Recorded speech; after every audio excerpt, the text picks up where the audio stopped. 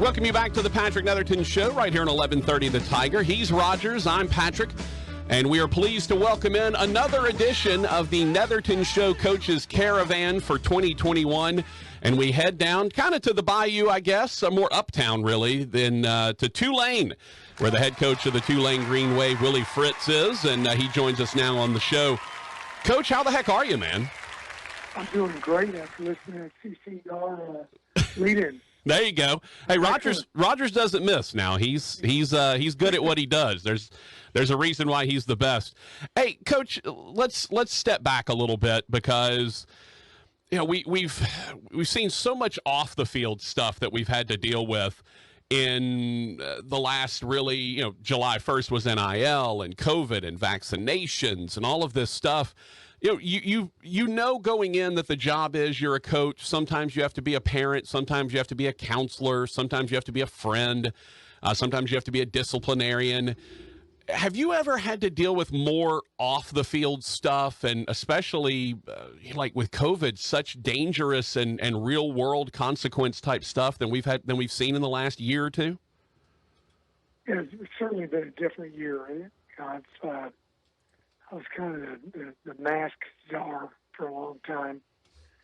Tulane, I was getting after, all the players, coaches, managers, trainers. Our guys did just a fabulous job. I think we were one of only 10 teams in the country out of Division I that played all their games and didn't have to cancel. Had very few guys that actually had to miss games because of contracts and the disease and all that, the virus, excuse me. Yeah. But, we played all the games. We followed the protocol. Hopefully this is just a little hiccup right now because we're back to wearing masks in the building right now. Tulane University's got a few rules and regs that we've got to follow as well. But, yeah, you're right. That was something that I had not experienced in my since I've been a head coach since 1993. It's a little bit different.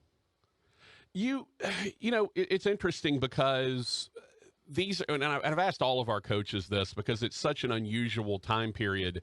These are adults. They're men. They can make decisions for themselves, but at the same time, you still are an authority figure. You still hold some weight and some sway in their lives. How do you go about addressing COVID and the vaccine? Because some guys don't want to take it. They feel like they're healthy. They'll be okay even if they catch it. Some guys definitely want to. Obviously, we know there's a ton of misinformation out there that's available. How do you address your players as men and as folks that can make their own decisions, but make sure they're the most educated they can be?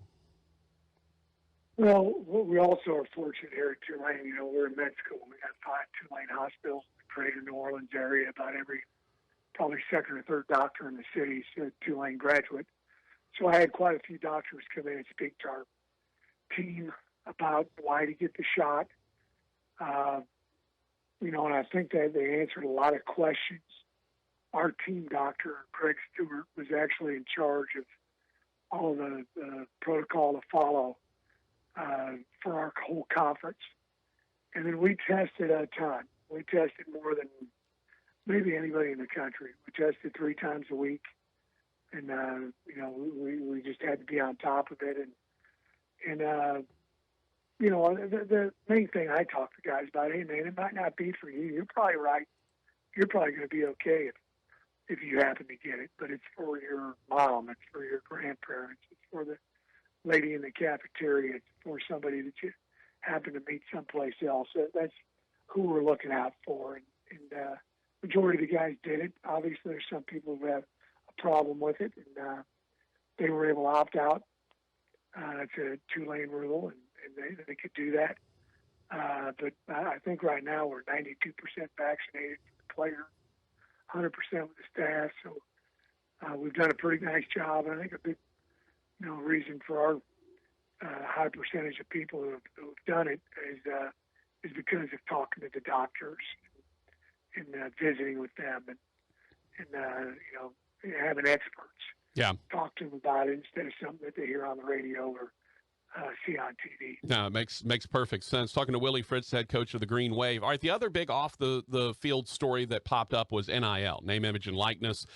July 1st, we went live with it in Louisiana. Tell me about how that's maybe changed the landscape a little bit. Has it? Are you seeing New Orleans step in and do some NIL deals with some of your players? Kind of what's different now in the NIL era than it was before?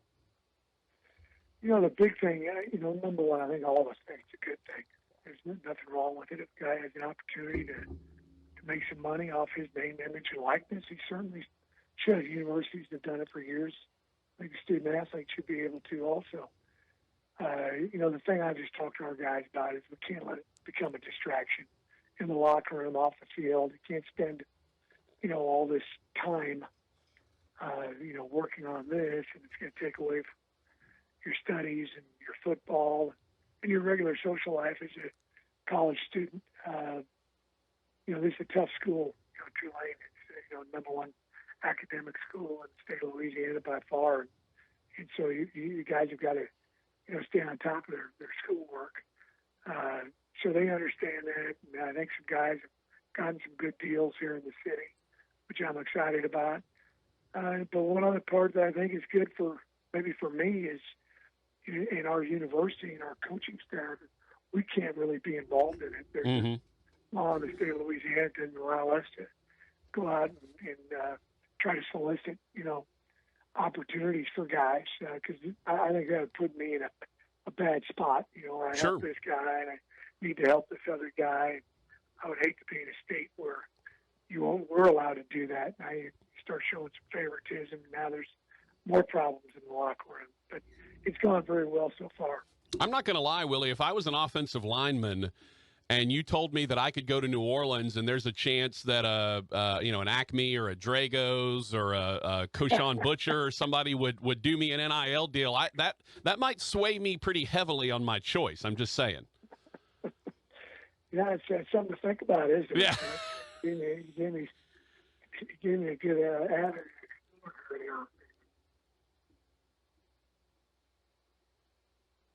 No, we lose him. I got you. Okay, there you go. Sorry. Yeah, go ahead. I was just saying, you're an O-lineman. New Orleans is not a bad place to try to do an NIL deal. No, it wouldn't be. And I think a few of our guys are in the process of getting some restaurants and food deals right now. So that'll be neat. And, they ought to have a meeting contest with some of these offensive linemen so they can get some representation for some of these restaurants. No, yeah, a little bit of money. No doubt about it. Coach, let's talk a little bit about the on the field product. Last year 6-6, you lost the bowl game, but you had a pretty young team, especially at the quarterback spot. Now with the transfer portal, it's a lot easier to sort of plug the holes that you have, whether it's your own guys leaving for the portal or graduation or guys just leaving the program for whatever reason. Kind of tell me about the makeup of your team and how much you did have to hit up the transfer portal to sort of plug some holes. We did a little bit. Another thing I was proud of, we played all our games like I talked about before, which only 10 schools in the nation did. And we also didn't have anybody opt out this season, which seemed to be a problem really across the nation, with 4, 5, 6, 7 guys decide not to play. So to me, that talks about your culture in great detail. And then, we didn't have very many guys that went the portal the other direction. A couple of guys looking for opportunities to go play someplace, which, the clock is ticking. And I certainly helped 2 or 3 of those guys. But we did pick up a few guys from the portal, different positions. A few guys wanting to come back home to New Orleans.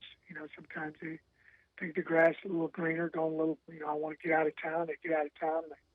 They figure out it wasn't quite as good as what they thought it might be. Sure. So it's going to be interesting to see if the competition committee, football oversight committee is going to do something with the numbers with scholarships. I'm very concerned about that because, I've heard, really across the landscape of college football, people talking about signing less high school guys. And I don't think that was the intent of the portal. I think all programs should be primarily, built around high school football players. And, hopefully they're going to come up with a solution where if you lose so many guys, you're able to, replenish your roster with, guys from the transfer portal. Mm-hmm. So that's going to be interesting. That's getting ready to happen, I think, here over the next couple of months, hopefully, because it kind of just shocked everybody. I'll be honest with you, I signed a large high school class, and I got a little concerned there at the end because I just didn't have spots because, there's a hard cap 25 that you can sign Mm-hmm. each year, and I think I had 23, and I just had 2 left over, and thank goodness I didn't lose very many guys, and which I think is very, very important. It's interesting, Coach, because the sort of the theme that I'm getting, and I've talked to 6, 7 coaches in the state now, and one of the themes I'm getting is coaches don't like to replace an upperclassman with a freshman if they can help it. You lose a guy to the portal, or he opts out, or he just, decides he graduates, whatever. Obviously, this year being a little different with everyone getting their eligibility back. But the coaches, by and large, seem to indicate, hey, I don't want to replace a junior who leaves with a freshman and hope that guy is going to be what I hope he is in the future. Is that kind of your mentality as well? It is exactly right. Right now I've got 40 freshmen on scholarship because of everybody having a free year last year. So that's different. We've got, you gotta, you want to have so many guys, spread out in the roster. If you're running back, for instance, a freshman, a sophomore, a junior, a senior, maybe one other guy someplace. Same thing with quarterbacks. Right now, if everybody wanted to use all their eligibility, I've got 3 freshman quarterbacks on scholarship. Mm-hmm. Michael Pratt, he could have another year. Justin Ibieta and Kai Horton, who's a true incoming freshman. So I think just, your depth chart, your roster, it's very, very important to make sure that you get guys, in the right years. And you're right. Some people are. I think there's a school at Division I level that did not sign any high school kids. I guess their philosophy is, we're going to take these transfer guys, and I'd rather have a guy that's got a year, 2, 3, maybe even 4 years with COVID rules, college experience, and not have to develop the guy or have them a little more developed than maybe a high school guy coming in. We've got a lot of restrictions here with, the academic prowess of Tulane, right, being able to get these guys in school. So we have a different set of rules that we got to follow. But I really, believe in trying to build your roster with high school football players and student athletes. And, I just hope that the NCAA and our coaches association does a good job of making sure that's how we continue to do things. Talking to Willie Fritz, head coach at Tulane. All right, let's talk about your team. Some of the guys you mentioned, you have a very freshman-heavy locker room. Your 2 guys that played last year at the QB position were both freshmen. Let's start there at the QB spot. Obviously, that's always position number 1 for everyone. And then just give me some idea offensively of some of the names we're going to be hearing this year. Yeah, Michael Pratt, quarterback. He's first-team freshman All-American quarterback last year, 20 touchdown passes against only 7 interceptions. Had a great year for a guy being thrown in the fire.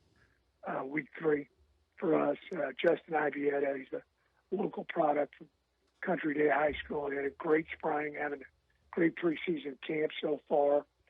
Kai Horton, I mentioned before as well. I think he was 33-0 as a starting quarterback at Carthage High School over there in East Texas, not too far away from Young. Nope. So we're excited about all 3 of those guys. The depth is something I'm going to talk about a bunch while I'm going over these kids. It's by far the deepest team I've got in terms of quality student athletes, bona fide Division I football players. In the past, we've had some starters that probably, there was a stretch for them to be able to start, in the AAC. Or if a guy got hurt who was first team, was a good player for us, the backup was a long ways away from him. I think we're going to be able to roll guys in and out and play a lot more people than what we've been able to play in the past. Cam Carroll had a great year for us, first team all conference. I think he's second returning running back in terms of yards per carry. Tajay Spears got hurt in week 3, was having a fantastic year. I think he rushed for almost 300 yards in our first 3 ball games. He's back. He's healthy. Ponchatoula High School, right outside New Orleans. Mm-hmm. Devin Brumfield. He went. He's from Fontainebleau High School here, and went up to Utah. Transferred back. One game he had 11 carries for 63 yards in USC. So he's got solid college experience. Iverson Celestine's another guy who's had a great career here in town. Devin's from Covington. Iverson's from Fontainebleau High School. And then YG Booker's another guy that's played a lot for us, great speed, 10, 5, 10, 600 meters in high school. Can also play the receiver position, the wideouts, probably led by Deuce Watts. Deuce came on towards the end of the year and had, big games down the stretch for us. He's a young man that the pro scouts are really looking at. We had the Chicago Bears guy out yesterday, and I guess he'll always come out here because of Darnell Mooney to play for us. He's doing a great job for the Bears, but very high on Deuce. Got good speed out there on the perimeter with our wide receiver position. Kyron Sutton was a guy who had an outstanding career at McNeese, who's grad transferred and come here. He's from New Orleans. He's another guy who wanted to get back home. And then a guy that we picked up who was an All-American at the Division II level, Shea Wyatt. I think he's going to have an outstanding year for us as well. And tight ends, we got 4 guys we think that are good, solid AAC tight ends for us, which is outstanding when you have that kind of depth. Mm-hmm. And then we have much more depth on the offensive line than we've ever had before. That was really a weakness when I got in here. Each year we'd only have maybe 1 or 2, 3 guys max that could really be a standout at this level. We're going to rotate about 7 or 8 guys in the offensive line, led by Joey Claybrook and Corey Dublin. They both started a bunch. Corey Dublin has actually started 50 games in his career here at Tulane. He's come back for his super senior season. Mm-hmm. He'll set a record that'll never be broken, as far as games started at Tulane. After this season gets over, sincere he's with our center. But those are some guys to mention on the offensive side of the ball. You always have, it's interesting to watch your offense sort of change throughout the years because, when we were seeing you in the Southland Conference, you had all the talent, but you also were running that sort of shotgun triple option stuff where the receiver would be your pitch man. You ran a lot. You were running a lot of that at Tulane. Kind of tell me about the evolution of your offense. How much of that are you still doing? The last couple times I've watched, I haven't seen as much of it. Kind of where's your offense sort of metamorphosized to? We kind of struck lightning in a bottle at Sam Houston when we were in the Southland Conference. We ran some Wildcat. We call it Bearcat. Mm-hmm. We were the wide receivers. We had great speed. We play in the quarterback some. We ran, spread option. Really one of the first teams in the country that was doing it the way we were doing it. And I went over to Georgia Southern, and they had, they were an under center triple option team, so it was really an easy transition to run that offense over here at Georgia Southern. When I got to Tulane, to be quite honest with you, we wanted to run that offense, and we could not find the quarterbacks to do it. Mm-hmm. It was really difficult to find guys that were great at it, and you can't just have one. You need 2 or 3 of them to be effective and understand they're going to get banged up. So we've switched. We're still running some options, which almost everybody in the country is doing. And if they're not running it, where the quarterback might possibly run it, it's the option with the RPO game, pass option attack. So I got a new offensive coordinator, Chip Long. Chip was the offensive coordinator in a Broyles Award finalist. That's an award that goes to the top assistant coach in the country when he was at Notre Dame. And then he went and was last year at Tennessee, and really excited about having Chip. We've got a really diverse offense. We run a lot of different things out of a lot of different formations. I'm an old defensive coordinator, very difficult to prepare for. So that's kind of where we're at now. We want to be 50-50 run pass. As I was at Sam Houston, I was at Georgia Southern, we're about 95% run, Right. 5% pass. We only threw it if you put a gun to our head. That's the only time we wanted to throw it in. But at Sam Houston, we were probably 75 run, 25 pass. So we've changed quite a bit, and it's allowed us to recruit, quarterbacks that can fit this offense. That was the difficulty we had when we first got here. All right, last thing, Coach, let's talk about defensively. You mentioned you're an old defensive guy. Tell me about this defense and under Chris Hampton. Excited about having Chris back. Chris used to be an assistant at McNeese, and he's been all over the state of Louisiana. And he went out to Duke last year, and it's just been really a seamless transition with bringing Chris in. Again, great depth. We feel like we've got super depth up front. We got Big Jeff Johnson, who's been a 3-year starter. As a starter for us, lost a bunch of weight. I think it's going to help us out. We lost 2 studs. Cam Sample, 4th-round draft pick of the Bengals, and Patrick Johnson, the all-time sack leader at Tulane, 7th-round draft pick by the Eagles. But we've got guys that we feel like we can replace them with. We've got good size on the interior, good speed and agility and size as well on the outside edges, outside the tackles. The guys are big enough they can play inside the tackles as well.